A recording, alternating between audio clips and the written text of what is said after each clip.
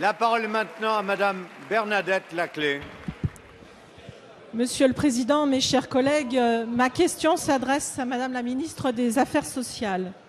Madame la Ministre, la réforme des retraites adoptée en janvier dernier s'inscrit dans une volonté de relever le défi du financement de notre système de répartition et de garantir sa pérennité, tout en engageant de nouvelles avancées sociales qui permettent de combattre les inégalités.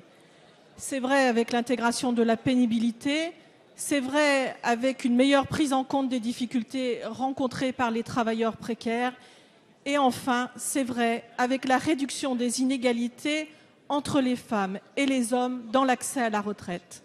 À cet égard, la publication du décret du 1er juin 2014 est une avancée importante qui est attendue par les femmes et elle ne relève pas que du symbole. De quoi s'agit-il ? Jusqu'à présent, un seul trimestre de congé maternité par enfant était validé au titre du droit à la retraite, alors que le congé maternité, on le sait bien, excède très souvent cette durée. Maintenant, tous les trimestres de maternité seront pris en compte dans le calcul de la durée de cotisation. Vous avez également souhaité prendre en compte le cas spécifique des parents adoptants. Là aussi, il s'agit d'une mesure qui était très attendue. Le décret du 1er juin est une nouvelle étape pour mener le juste combat de l'égalité. Madame la Ministre, chers collègues, nous le savons bien, la maternité peut être un frein dans la vie professionnelle des femmes. Avancement gelé, promotion retardée, opportunités confiées à d'autres. Être mère ne peut pourtant pas être une raison de renoncer à un déroulement de carrière semblable à celui des hommes, sans compter l'injustice au moment de prendre sa retraite. Cette situation n'est pas une fatalité, elle nécessite la mobilisation de tous pour surmonter ces difficultés. Alors que se réunit cette semaine à Paris le sommet mondial des femmes, notre pays, avec ce décret, Merci. Comme avec le projet de loi... La parole est à Madame Marisol Touraine, ministre des Affaires sociales et de la Santé.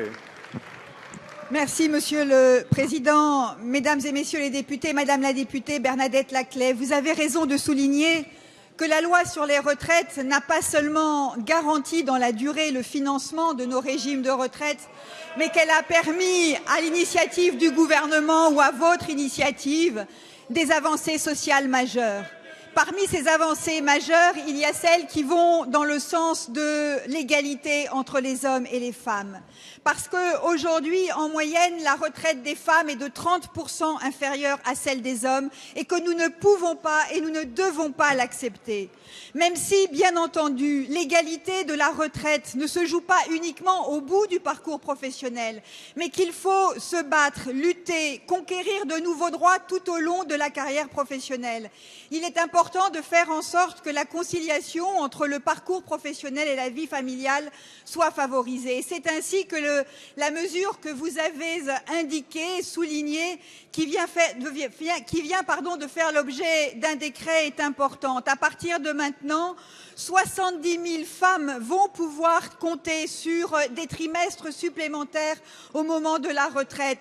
Trimestres supplémentaires lorsqu'elles ont 3 enfants ou plus.